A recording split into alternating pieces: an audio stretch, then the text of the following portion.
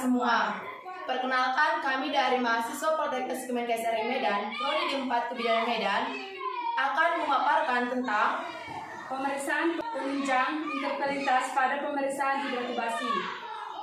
Nah, di sini kami akan memperkenalkan diri kami. Perkenalkan, nama saya Angelina Raja Bubu. Perkenalkan, nama saya Yeni Radot Siahaan. Perkenalkan, nama saya Cindy Trisha Sinaga. Baik, di sini kami akan melaksanakan tentang penyuluhan atau edukasi. Sekian dari kami. Terima kasih. Selamat pagi.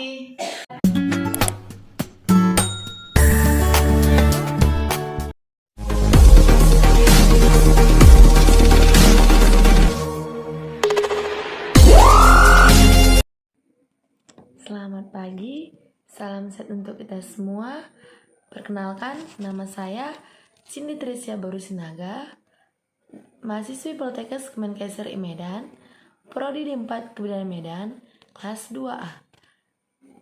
Saya di sini perwakilan kelompok 12. Adapun saya di sini akan membawakan satuan acara penyuluhan atau SAP dengan topik persiapan penunjang infertilitas tahap pemeriksaan hidrotubasi dengan subtopik pengertian, penyebab, tanda gejala, dan langkah pemeriksaan persiapan penunjang infertilitas tahap pemeriksaan hidrotubasi.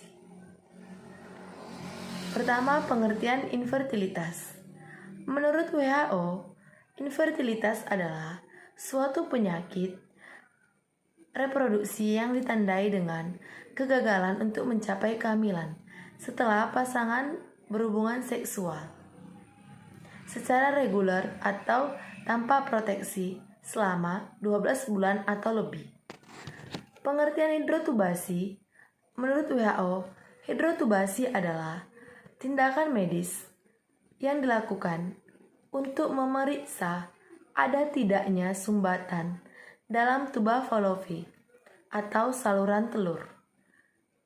Penyebab dari infertilitas adalah yang pertama, adanya gangguan pada hubungan seksual.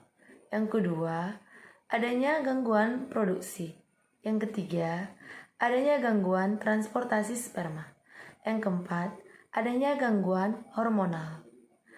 Penyebab dari hidrotubasi yaitu adanya gangguan penyumbatan yang terjadi pada tuba fallopi atau saluran telur si ibu.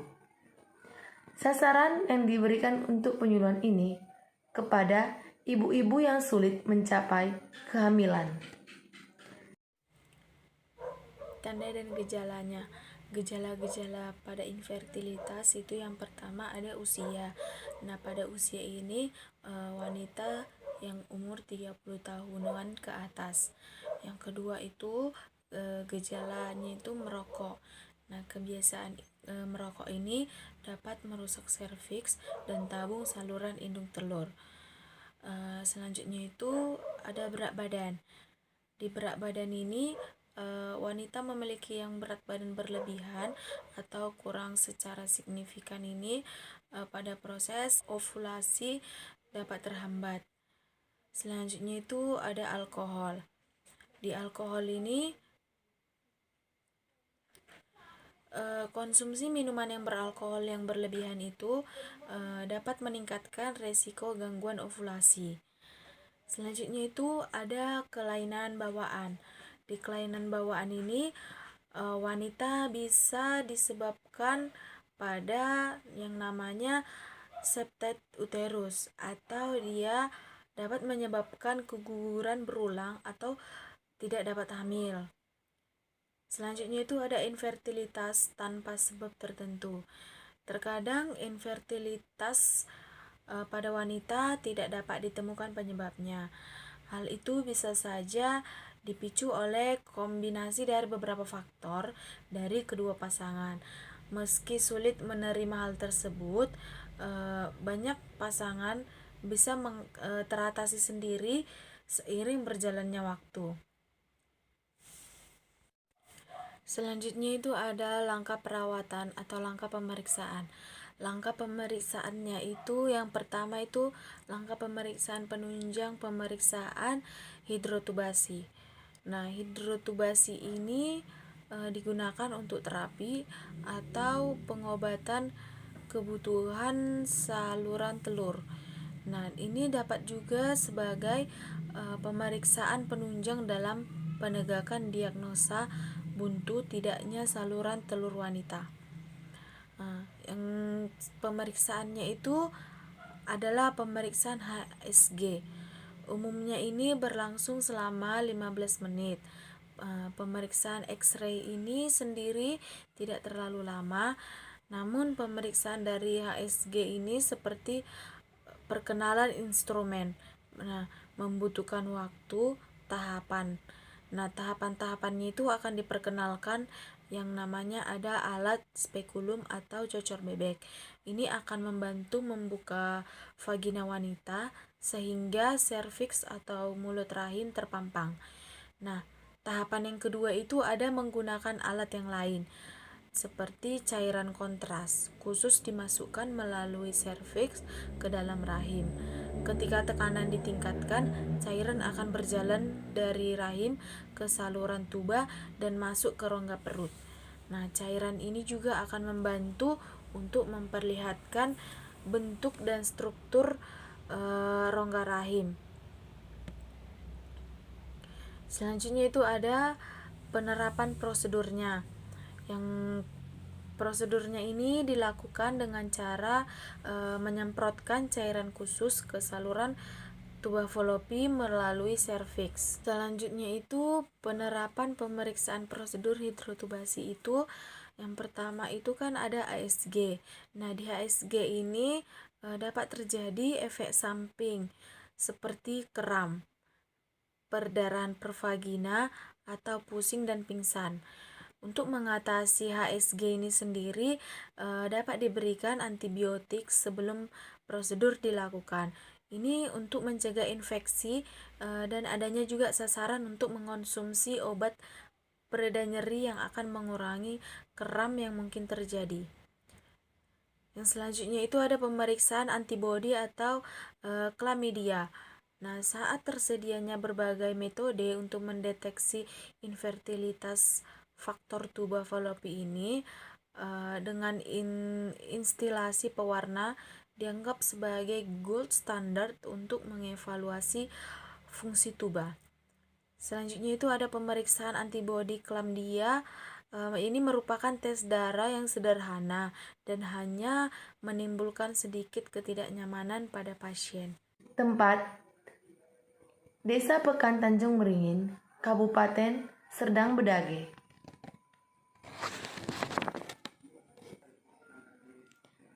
Pada hari Minggu, 21 Februari 2021, pukul 16.24 WIB. Selanjutnya itu ada latar belakang. Di Desa Tanjung Merawa ini, kami bertanya kepada beberapa ibu mengenai pengetahuannya mengenai mandul atau tidak bisa hamil. Dan rata-rata ibu-ibu yang berada di sini tidak mengetahuinya. Dan juga pengetahuan mereka akan hidrotubasi atau infertilitas di sini sangat minim. Karakteristik di Desa Pekan Tanjung Beringin ini memiliki berbagai varian karakteristik dikarenakan ada dari kalangan Muslim dan ada dari kalangan Nasrani. Warga tersebut membutuhkan penyuluhan mengenai persiapan penunjang infertilitas. Tahap pemeriksaan hidrotubasi ini dikarenakan tahap pemeriksaan di desa ini tidak sedikit dari masyarakat Pekan Tanjung Beringin ini ibu-ibunya mengalami infertilitas atau tidak dapat hamil. Selanjutnya itu ada tujuan penyuluhan. Tujuan penyuluhan ini kami selenggarakan adalah agar ibu-ibu di desa Pekan Tanjung Beringin semakin paham dan mengerti mengenai persiapan penunjang infertilitas tahap pemeriksaan hidrotubasi. Ibu-ibu, kami Kami dari mahasiswa Poltekkes Kemenkes RI Medan akan mengadakan edukasi atau penyuluhan mengenai persiapan penunjang fertilitas tahap pemeriksaan hidrotubasi. Sebelum kami menjelaskan edukasinya atau penyuluhannya, ada peribahasa membilang, tak kenal maka tak sayang. Izinkan kami memperkenalkan diri. Mulai dari saya, perkenalkan nama saya Cindy Tresia Bauri Sinaga dan teman saya. Dan perkenalkan ibu-ibu, nama saya Angelina Raja Gugu. Perkenalkan nama saya Yeni Siaan. Baiklah, kami akan menjelaskan tentang persiapan penunjang infertilisasi tahap pemeriksaan hidrotubasi yang dijelaskan oleh rekan saya. Baik ibu, pertama di sini saya akan menjelaskan tentang fertilisasi. Nah, apa itu fertilisasi? Nah, fertilisasi itu adalah proses pertemuan sperma dengan sel telur. Nah, sperma itu dimiliki oleh laki-laki dan sel telur itu dimiliki oleh perempuan. Nah, di fertilisasi itu namanya itulah pertemuan sel sperma dan sel telur, maka terjadilah anak. Itu. Nah, saat itu di dalam fertilisasi pasti adanya penyebabnya. Kenapa itu terjadi? Dan kenapa terjadi seorang anak gitu. Nah, penyebabnya itu ada gangguan hubungan seksual, di mana dilakukan hubungan seksual ini di dalamnya terjadi ada ketidaknormalan antara laki-laki dan perempuan. Dan yang kedua itu ada gangguan produksi dan transportasi sperma. Nah, di sini yang bermasalah itu gangguan sperma yang dimiliki oleh laki-laki, di mana spermanya ada yang belum bisa laki-laki itu tidak bisa melakukan ejakulasi, gitu, sehingga dia tidak menyalurkan spermanya kepada vagina perempuan. Nah, yang berikutnya itu gangguan ovulasi. Nah, gangguan ovulasi itu yang dimiliki oleh wanita. Ovulasi itu adalah tempat terbentuknya sel telur. Nah, jika ada gangguan ovulasi, maka otomatis sperma tidak bisa menjumpai sel telur yang dimiliki oleh perempuan, maka akan dominannya itu tidak akan terjadi kehamilan. Lalu ada juga kelainan uterus atau tuba falopi. Nah, uterus ini adalah rahim wanita. Ada terjadi atau penyumbatan di tuba falopinya. Dari penyumbatan itu maka sperma tidak dapat menyelubungi sel telur, maka tidak terjadi anak gitu. Dan berikutnya akan dijelaskan oleh rekan saya. Selanjutnya itu saya akan menjelaskan mengenai hidrotubasi. Nah, hidrotubasi itu adalah tindakan yang dilakukan kami para medis untuk melakukan tindakan seperti gangguan sumbatan pada tuba falopi. Tuba falopi ini terdapat pada rahim kita. Nah, ini dilakukan dengan cara menyemprotkan cairan ke dalam rahim kita, rahim wanita. Nah, hidrotubasi ini biasanya dilakukan pada sistem reproduksi wanita. Untuk melakukan tahap ini itu dilakukannya karena adanya sumbatan pada tuba falopi seorang wanita, yaitu karena sulit hamil. Yang selanjutnya itu hidrotubasinya itu ini dilakukan menilai kelancaran atau potensi saluran telur pada tuba falopi dengan cara memasukkan cairan ke dalam vagina kita atau ke dalam rahim kita. Nah, dasar pemeriksaannya ini itu cairannya itu dapat melewati saluran telur dengan baik bila mana tak ada sumbatan saluran di telur. Selanjutnya dilanjutkan oleh rekan saya. Baiklah, selanjutnya kita ke pemeriksaan hidrotubasi. Pemeriksaannya ini dilakukan dari 9 sampai 10 hari, dihitung dari hari pertama atau tidak terjadi menstruasi. Persiapan yang ibu-ibu lakukan itu bisa seperti ibu-ibu harus berpuasa sekurang-kurangnya 6 jam sebelum tindakan tersebut. Terus yang kedua, ibu-ibu harus buang air besar atau buang air kecil sebelum melakukan pemeriksaan hidrotubasi. Yang ketiga, untuk menghindari kecemasan tersebut, kan biasanya kita kalau melakukan pemeriksaan, kita pasti cemas. Jadi untuk menghindari kecemasan itu biasanya sebelum dilakukannya, ibu-ibu diberikan medis, obat penenang, dan setelah tindakan diberikan pada pereda penyeri nanti, ibu-ibu akan hilang rasa khawatirnya atau rasa cemasnya. Terus selanjutnya setelah melakukannya, apabila nanti ibu telah sadar pada obat penenangnya, ibu akan dibolehkan pulang. Tahap selanjutnya itu ibu-ibu mungkin akan mengalami kram 1 jam setelah melakukan tindakan tersebut pada saat obat penenangnya atau obat biusnya hilang. Terus tahap selanjutnya, hidrotubasi ini digunakan seperti terapi atau pengobatan pada saluran telur. Dan juga sesuai pemeriksaan penunjangnya dalam menegakkan diagnosa buntu tidaknya saluran telur wanita itu. Jadi kita memeriksa apakah di saluran telur wanita itu ada penyumbatannya gitu pada saat nanti diterapi. Baru itu pemeriksaannya itu bisa melalui HSG. Umumnya ini berlangsung sampai 15 menit. Pemeriksaannya ini emang kan 15 menit kan terlalu lama gitu kan. Jadi kita harus melalui pertama itu perkenalan instrumennya, yang kedua dia membutuhkan waktu seperti yang saya bilang tadi 15 menit. Adapun tahap dari HSG ini, yang pertama itu tahapnya akan diperkenalkan oleh medisnya apa aja alat-alatnya, nama-nama alat-alatnya, seperti spekulum itu atau yang disebut dengan cocer bebek. Cocer bebek ini berfungsi untuk membuka vagina wanita sehingga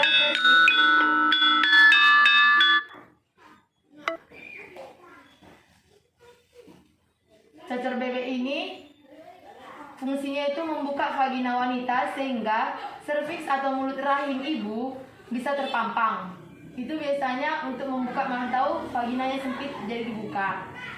Terus selanjutnya dipertahankan posisinya, misalnya udah dapat nanti misalnya dibuka vaginanya. Terus dipertahankan posisinya itu seperti apa? Misalnya dapatnya agak melebar gini kan, di posisinya itu ditetapkan gitu. Baru ketika tekanannya itu dimasukkan, tekanannya ditingkatkan gitu pada saat pemasukan cocer bebeknya.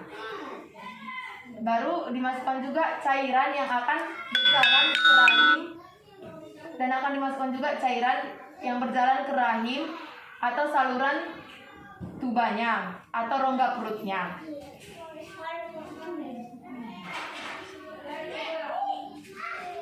Selanjutnya ada penerapan prosedur pemeriksaan hidrotubasi. Dilakukan pemeriksaan ini dengan cara menyemprot cairan khusus ke saluran tuba falopi melalui serviks atau leher rahim. Pemeriksaan tersebut dinamakan dengan HSG. Baru yang kedua ada pemeriksaan antibodi chlamydia. Pemeriksaan ini dilakukan untuk mendeteksi infertilitas faktor tuba. Baru chlamydia ini merupakan tes darah yang sederhana dan hanya menimbulkan sedikit tidak nyaman pada pasiennya.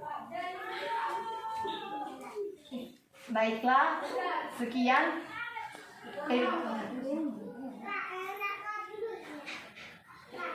Jadi ibu-ibu, kesimpulan dari kami ini itu tadi tentang persiapan penunjang infertilitas itu terhadap pemeriksaan hidrotubasi. Jadi begini, infertilitas itu tadi kan pertemuan antara sel sperma dengan sel telur. Nah, jika terjadi pertemuan sel sperma dengan sel telur, maka terjadi sebuah anak, gitu, seorang anak. Nah, di saat ini kami melakukannya, ini inti dari judul kami ini, seorang ibu yang tidak bisa hamil. Nah, seorang ibu tidak bisa hamil, lah tenaga kesehatan itu memberikan pemeriksaan hidrotubasi. Nah, hidrotubasi itu tadi namanya itulah penyemprotan sebuah cairan melalui vagina ke tuba falopi. Nah, gambaran kita seperti gini gitu. Jadi ini namanya tuba falopi. Jadi hidrotubasi ini yang dilakukan oleh tenaga medis, dimasukkan melalui vagina, disemprotlah di dalam tuba falopi karena ada penyumbatan. Misalkan entah benda-benda lain terjadi sumbat di tuba falopi kita. Jadi tenaga medis memasukkan hidrotubasi itu, melakukan hidrotubasi sehingga benda yang ada di sini bisa keluar. Nah, setelah udah keluar, maka di waktu laki-laki melakukan ejakulasi, pertemuan sel sperma dengan sel telur, maka seorang wanita akan bisa hamil lagi gitu. Baik Ibu-ibu, jika ada ingin bertanya, kami persilakan. Bu, saya mau bertanya, apa efek samping dari pemeriksaan hidrotubasi?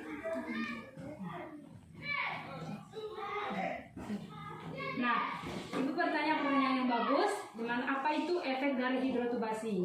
Nah, efeknya itu ada beberapa atau komplikasi. Nah, di mana akan terjadinya infeksi saluran kemih. Nah, saluran kemih itu artinya itu tempat pengeluaran urin kita. Nah, kan karena hidrotubasi itu melakukan alat yang dimasukkan dalam vagina. Nah, akan kemungkinan terjadinya infeksi saluran kemih. Dan yang kedua itu adanya cedera pada pembuluh darah atau usus atau kandung kemih juga jika itu dilakukan tidak perlahan. Gitu, Ibu. Apakah Ibu sudah mengerti? Sudah. Terima kasih Bu. Baik Ibu, terima kasih untuk segala waktunya.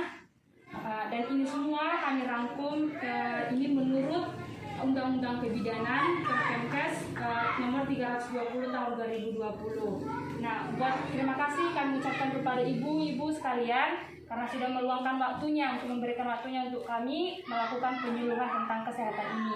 Nah, semoga ibu mudah memahami dan semoga seorang ibu yang tidak bisa hamil, yang menginginkan program hamil bisa memiliki keturunan.